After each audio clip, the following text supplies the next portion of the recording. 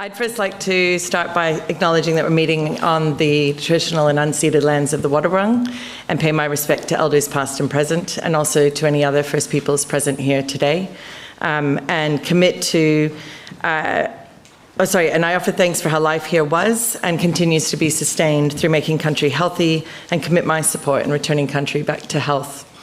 And as well as acknowledging whose country we're on, I'd like to acknowledge Pippa and Michael and Meek in particular for your tireless efforts to bring everyone together here at GrAiNZ.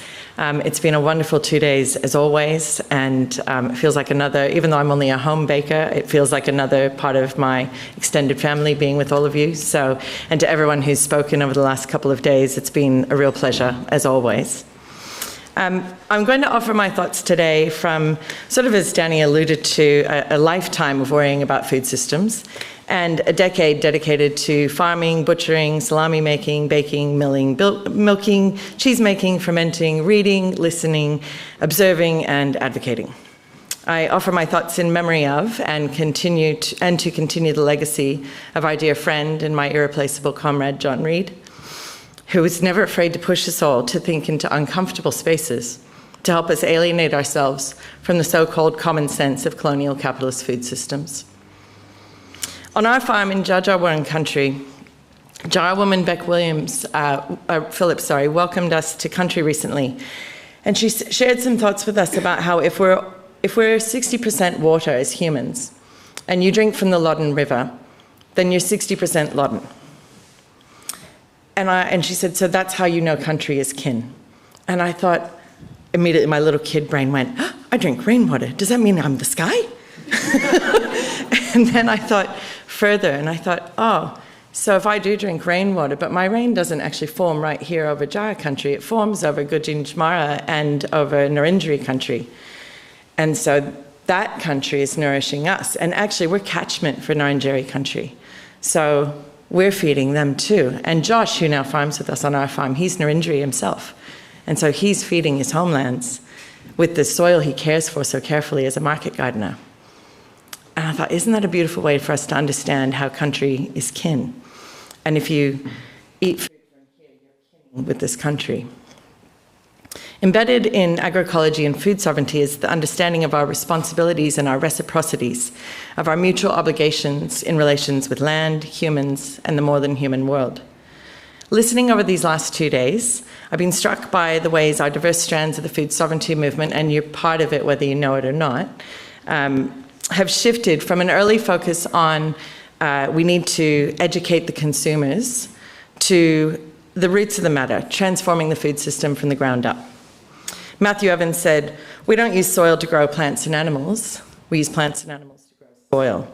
And Jade Miles told us about how Sustainable Table has shifted from their focus on educating consumers to funding farmers and processors. And it appears that the movement's theory of change is shifting from we just need to educate people to we need to build the new old systems to replace the other ones so everyone has options to opt out of industrial food. Listening to the relations expressed between growers, millers, and bakers and brewers has been so delightful. The exchanges of respect, affirmation, affection, and camaraderie between the likes of Woodstock Flour and Burn Biodynamics. Oh, I should probably use the slides that I have here. Except, is it the other way? That was showing you my country, Dja and how it relates to Gujinjmara and Narindri.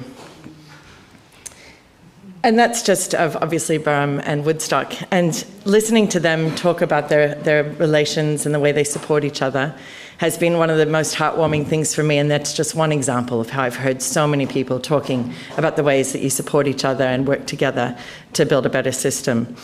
And I think again about John, who cared effortlessly. There was nobody he wouldn't help to build a right livelihood. So here we are, 7 years of GrAiNZ, 12 years of the Australian Food Sovereignty Alliance, and 30 years of the global food sovereignty movement led by La Via Campesina, which is the movement of peasants and the largest social movement in the world. Who are we all, and how do those in the GrAiNZ movement fit into the food sovereignty movement? First, I think it's really important to remember that we're part of the minority world, aka the global north, and that 20% of the world, us, use 80% of the world's resources. And I know people here are trying really hard not to contribute too much to how many of those resources we're using, but me included, compared with our comrades in the Global South, we're using too much of the share.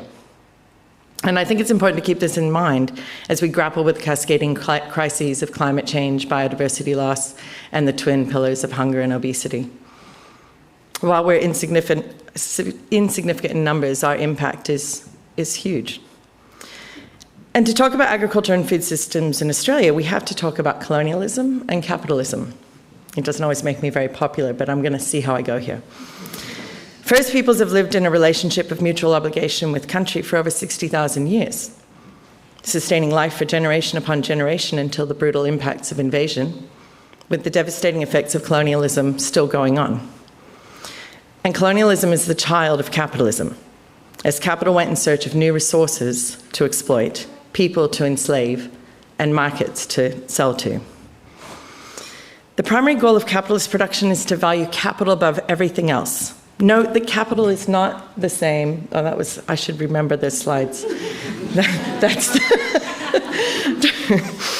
And there's another one. Capital is not the same as cash, and capitalism is not quite the same as being paid cash for the work that you do. It's complicated, but it's not quite the same.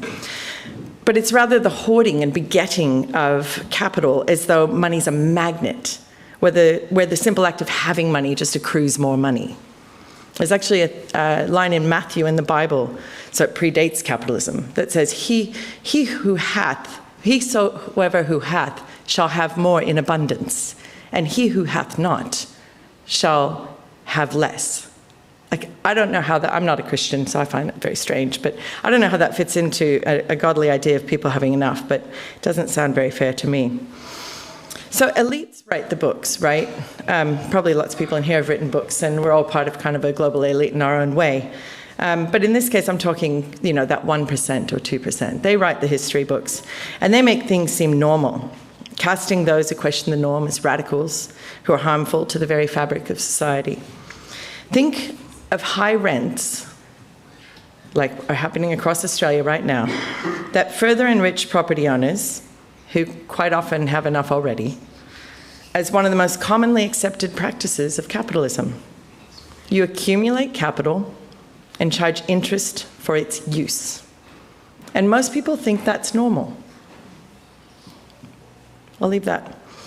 In contrast, in pre-capitalist societies, production was, I think I'm gonna go, production was conducted for the sake of satisfying concrete needs.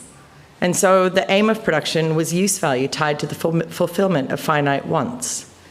Food sovereignty and agroecology advocate a post-capitalist future where everyone's needs are met without exploiting people or mistreating animals or exceeding the planetary boundaries. The concept and practice of degrowth, which you may have heard of, doesn't quite mean what some people think it does. We're not saying everyone should be in desperate poverty like the Depression. It's not that. It actually articulates a vision of frugal abundance that provides radical sufficiency for all. So to sum up the distinctions between our kind of options, and I don't know what the next slide is, but let's just check it out. Corporate commodity food regimes deliver a world agriculture in hyper-globalized systems. They're food from nowhere. So to Beck Phillips' point about being kin with country, can you be strongly connected to a place if you don't eat and drink what it produces? Agroecology is based on place-based, community-centered systems, food from somewhere, and it supports our relations with country. So I'm going to talk briefly about agroecology, a term coined in 1930 and based on the traditional knowledges and practices of indigenous peoples and peasants globally, which emerged as a social movement in Mexico in the 1970s in reaction to the Green Revolution, before being taken up as a pillar of the food sovereignty movement from the 1990s and onwards. Back in '96, food sovereignty was launched into public political discourse at the World Food Summit in Rome. Some of you may have heard of the UN Food System Summit back in 2021. Back in '96 was the one where the food sovereignty movement galvanized against that kind of World Trade Organization takeover of food systems, and we're still doing it. In 2021, we had to boycott it again, and we're now organizing towards Nieleni in 2025 to bring movements together to fight against capitalist taking over of everything all the time. So food sovereignty is the antithesis of the corporate food regime and its unrealized claims for food security. We just heard from Lana that food security is not going so well in spite of capitalist assurances that they can feed everyone. So you get that it's political, right? Have I made that point clear enough yet? Is agroecology any different from regenerative agriculture? I'm going to offer this distinction and critique in a half-full approach. I think regen ag is a wonderful thing that a lot of people are aligned with, and I want there to be more of it. But I'm going to also offer a way to build forward to be more, for regen ag to be more. So if you look first at agroecology, agroecology has 13 principles, and it fits into these notions of incremental versus transformative change. And you can see the way they've drawn this one. These ones down here that are very much about sort of input reduction and looking after animals and soil, they fit in the improvement to the system as it is. And then you don't start transforming it until you get participation, land and natural resource governance, and social values and diets. So it's an ambitious project, agroecology. Regen ag, on the other hand, has quite a different trajectory to agroecology as it emerged in the Anglophone global north, where it was popularized by Robert Rodale in the 1980s, and its leaders, by and large, are middle-class white people like most of us in this room. Nothing wrong with that, but not super diverse. Many argue that it's a foundational issue, though, for regen ag, for its transformative potential, lacking a deeper diversity of perspectives and often blind to social and economic justices beyond their own. While regen ag is a broad church, with some quite engaged in questions of a more holistic and just transformation of the food system than others, the diverse strands share the following four principles in common. So a review of the literature found that no matter how it's expressed all around the world in different organizations and through practitioners, these are the 5 things that regen ag agrees on across all of those sort of schools of thought. So let's look at what some of the scholars say about how to achieve the genuine transformation from our broken industrial food system to sustainable food systems. And in case you can't read it, they're saying level 1 down here is increase the efficiency of industrial and conventional practices in order to reduce the use and consumption of costly, scarce, or environmentally damaging inputs. Level 2 is substitute alternative practices for industrial conventional inputs and practices. Level 3, redesign the agroecosystem so that it functions on the basis of a new set of ecological processes.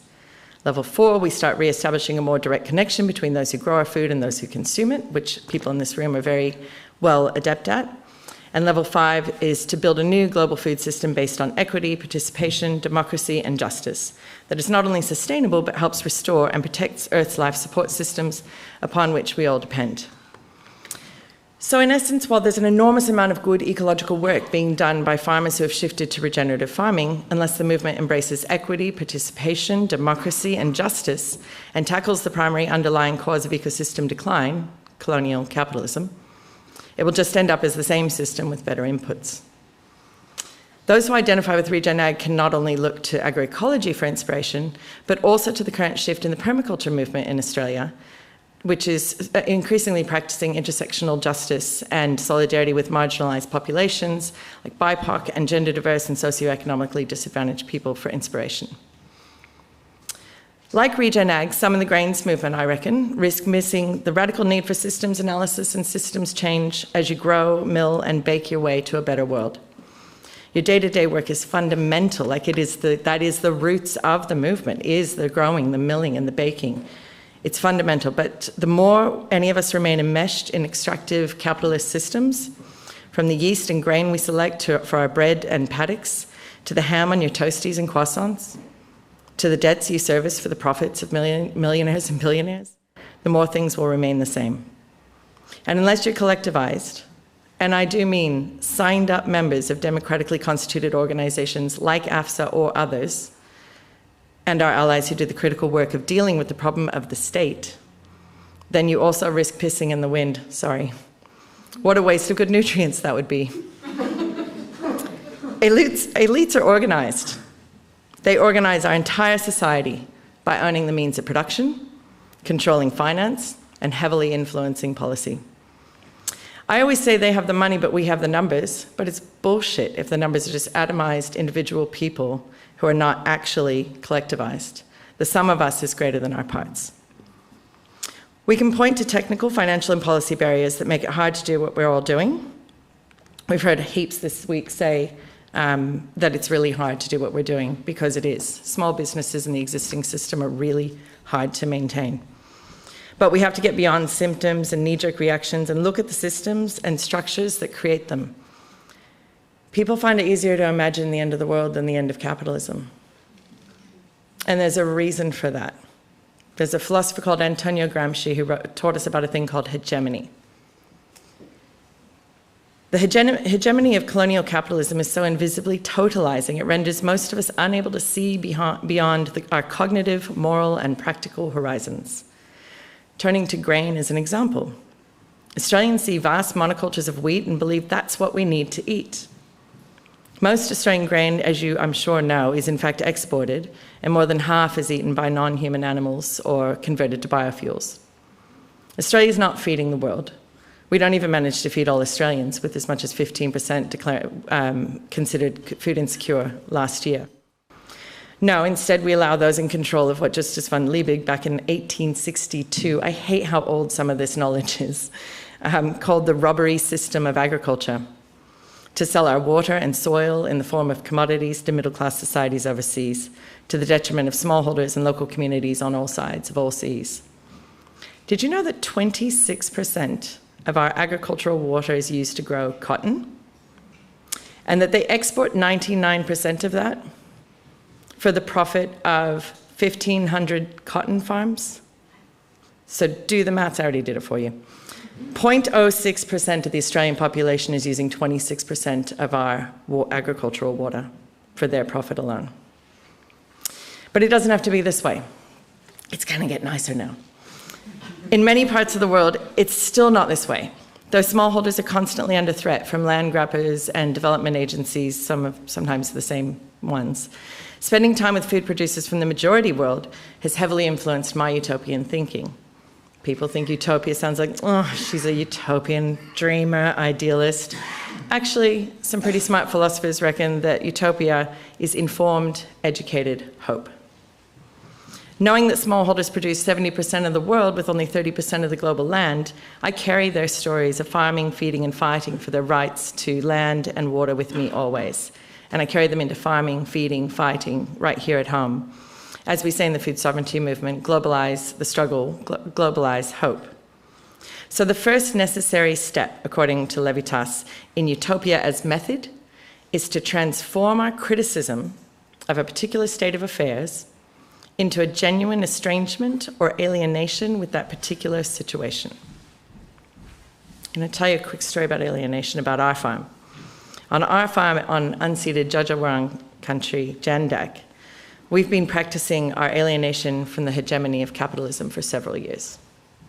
Choosing to feed our community rather than shareholders of banks is one way we manifest our rejection of capitalism's profiteering cycle of debt, and valuing labour over capital, doing more for ourselves with less and with old and recycled materials, building a butcher's shop and next a micro-abattoir on the farm, on the principles of mutual aid with our community of farmers, help us sever ties to the capitalist economy. I wonder if there's a slide for this. Oh, there was the export one. Inviting the First Nations and settler farmers of Tumpanyeri to join us on Jandak in a rent-free land sharing agreement and lighting a beacon for agroecology is another. And of course, fighting for what we eat and eating what we fight for 3 times a day is another way that we alienate ourselves from the hegemony of capitalism. Alienation has never been so joyfully, deliciously communal. So let's recap. According to political economist Alistair Iles, there are presently economic, political, and cultural lock-ins that limit the ability of farmers to shift to agroecology. Some of the implications of neoliberal agricultural policies for agroecology in Australia include weak farmer resources for adopting agroecological practices, demoralised and eroding rural communities, and investment in export support instead of environmental support. These are very familiar tunes to anybody in Australia, I'm sure. In turn, the enabling dynamics are crises, coalescing social organization, effective agroecological practices, external allies, and favorable policies. And hey, what do we have? We have an escalating climate instability and consequent devastating fires and floods and a global pandemic. We have GrAiNZ, the Australian Specialty Cheesemakers Association, AFSA, the Open Food Network, food hubs, La Via Campesina, and horizontal knowledge sharing increasing around the country. We have you, and we have artisanal cheesemakers and pasture pig and poultry farmers and market gardeners. We have the external allies, Sustainable Table, Soils for Life, and there are several more. Universities, we heard from Kate this morning and others about the work they're doing. Those are great allies to have. And we have increasingly supportive, I know that's hard to believe, state and local governments who are offering targeted support for small-scale farmers. When I finish this next article for the PhD, I'll get back to you on the conclusion of how to speed that part of this up. So whether you're farming, milling, baking, brewing, or eating, ensure you're doing it in harmony with nature rather than enslaved to capital. Human-scale agriculture and artisanal production perform the life task of feeding those marginalized by corporate food systems, sequestering carbon, replacing depleted soils, halting and reversing biodiversity loss, and bringing control of a more nutritious and delicious food system and decision-making power back into the hands of local communities across the planet. It's what John Reid baked and fought for: fermenting bread, fomenting a delicious revolution, one loaf and one gathering at a time. I read a wonderful provocation recently that asked everyone to pick a species or a place and make it your life's work to nourish and protect it, a practice intrinsic to Aboriginal and Torres Strait Islander cultures. Many of you have already chosen a species or a place to protect, whether you've thought about it in that way or not. Some of us haven't. So I'm going to recommend that on your way home today, have a think about what space or place you're going to devote yourself to protecting, and thinking about its relationships upstream and downstream. The thing you're protecting, what's it related to in that country that brings you the rain, or the bird that's needed to pollinate it? And look after those things too. It's what John would do. The last time I saw John in May 2021, at his entire beautiful home in Castlemaine on Jar Country, we talked about the movement, of course. What else would you do if you're dying and you're John Reid? Then talk about capitalism and food sovereignty. And he worried about the future, and it was a future he would only experience in our hearts, but he was worried about it for all of us. And he said he was worried about the young people who seemed to be struggling. It's hard for young farmers, it's hard for young bakers, it's hard for young everyone right now. So we all agreed that that was really hard, and he asked me if we would look after the young people and find ways to keep them going and to build their numbers. So together with Pippa and Michael and the GrAiNZ community who came up to our place last year, we hatched that plan for the John Reid Fellowship. And today we're so happy to launch it with the money generously donated by so many people here and who supplied beer, and there's just so many people who've given money to make this a reality, to keep John's legacy alive. So we're hoping that the John Reid Fellowship passes some of John's generous, fiery, intelligent, ratbag, creative, anti-capitalist, and deeply kind spirit to all the future recipients, just as a baker leaves his DNA in the bread. Thank you.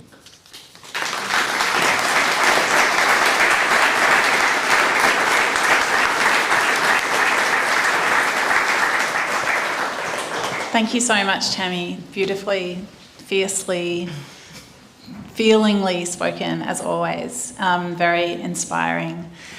I should have just also said, this is details that are not on the website yet, but will be soon. And the opportunity to apply and the amount of money that's available for the fellowship will all get up there when we've finished with the aftermath of GrAiNZ.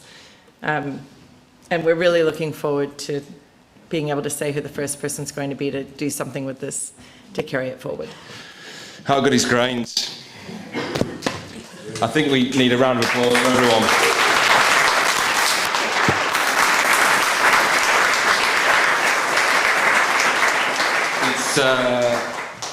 it's funny how reconnecting with everybody, there's new faces here, there's old faces here. It's so good for us to have time together and just be together and share our experiences. I don't know about you, but I leave these events just feeling like pumped and ready to kind of take on anything, and especially things like that gives me hope anyway.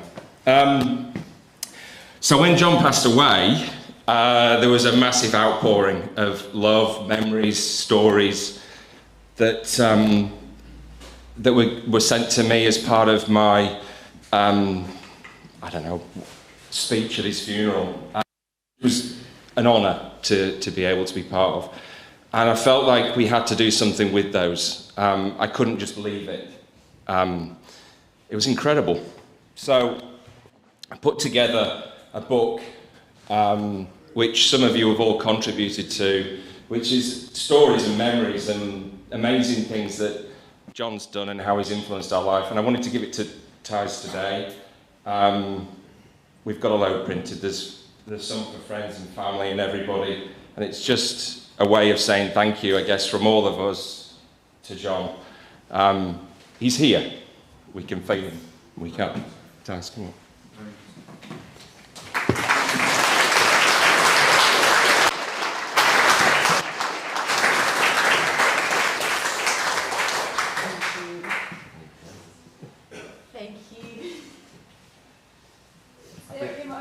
It is. I just wanted to.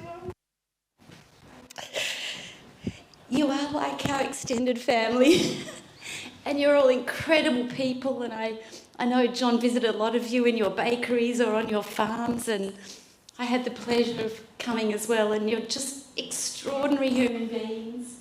And you know, it's so wonderful that we can all gather. And thanks to Megan and Pippa and Michael particularly, and Jamesy and all those pioneers, and Tammi, and we're living in extraordinary times, and Chaz, I'm just seeing you there too. So many beautiful familiar faces, and so many new faces too. And John would just be so happy that this is continuing from that little gem that started at Jubilee Road, and he'd just be so proud of you all, and he'd just be egging us all on and say, yes, go for it, do it, come on, what the fuck are you doing using, something that's sustainable flour? You've got to use pure biodynamic flour. Why would you bother baking bread unless you use the best? And it's like, yeah, why are we doing it unless it's the absolute best? So it's just like, oh, and really thank you all for all your support.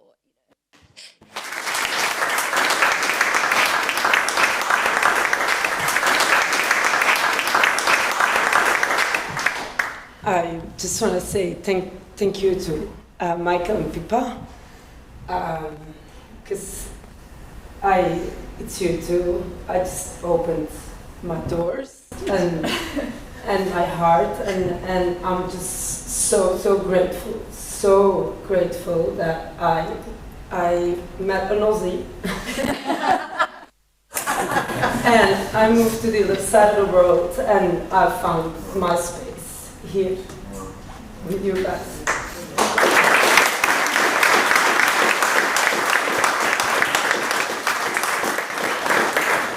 I also said on Sunday night that Meek's network has shown me how deeply she builds community, and I just wanted to say thank you to a few people in that community. Lana, who contributed a great session today and cooked delicious, nourishing food for us for 2 nights. I think she's gone, but...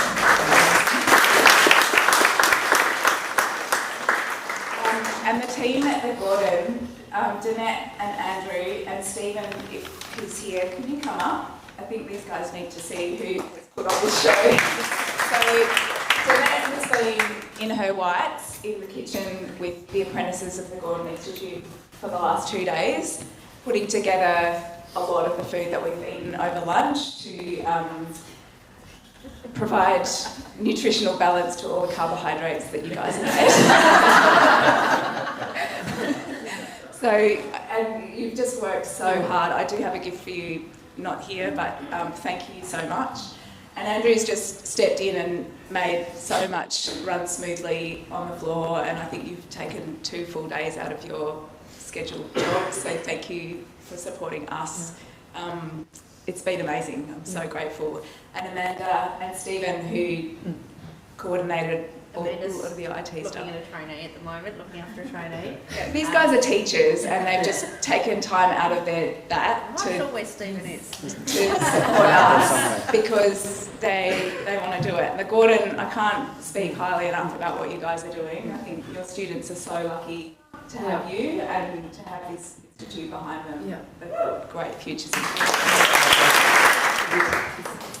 So that's a wrap on GrAiNZ 2023. Thank you guys all for coming and joining us and indulging that little emotional moment in memory of John, such a special man.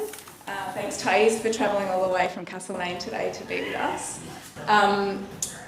As Danny said, if anybody wants to wash some dishes and sweep the floor in the kitchen, has half an hour, many hands make light work, and there's plenty of carbohydrate to take with you. Thanks everyone, see you next time.